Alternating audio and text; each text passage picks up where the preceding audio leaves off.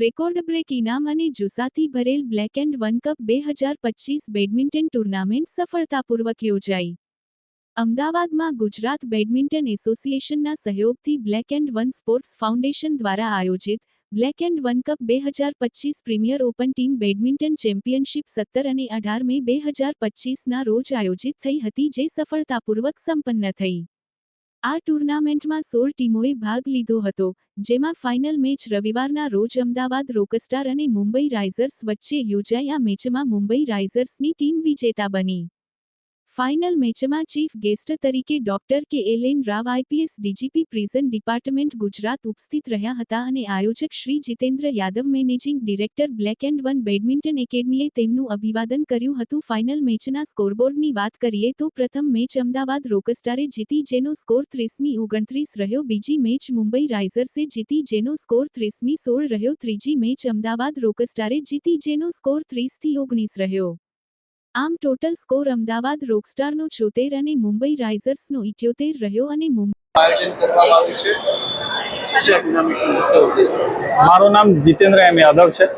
હું આ black and one sports foundation છે એનું મેનેજિંગ ડાયરેક્ટર પણ છું અને હું ડીવાયએસપી સાબરમતી જેલ પણ છું। આ ટુર્નામેન્ટ જે છે એ બેડમિન્ટનની એક વેટરન્સ લેવલની એક ટુર્નામેન્ટ છે, જેમાં એક ટીમ ચેમ્પિયનશિપ છે। Black and one championship cup તરીકે આનું નામ રાખવામાં આવ્યું છે।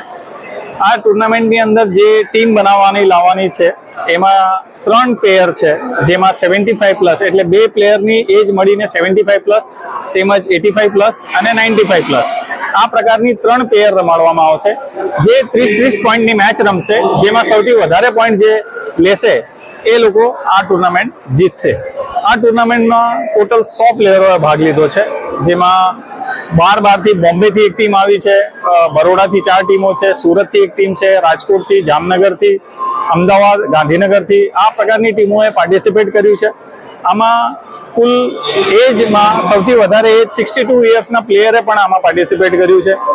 આમાં મહત્વ એ છે કે જે એજ છે, જે કે ઉંમર 40-50 વર્ષના જે લોકો છે એ લોકો ફિટનેસ ઉપર બહુ ધ્યાન આપતા નથી, જેથી આ પ્રકારની ટુર્નામેન્ટ એ લોકોને એક પ્રોત્સાહન રૂપ મળે। અને આ પ્રોત્સાહન માટે અમે લોકોએ આ ટુર્નામેન્ટનું ઇનામ પણ છે એ 1,11,000 રાખવામાં આવ્યું છે।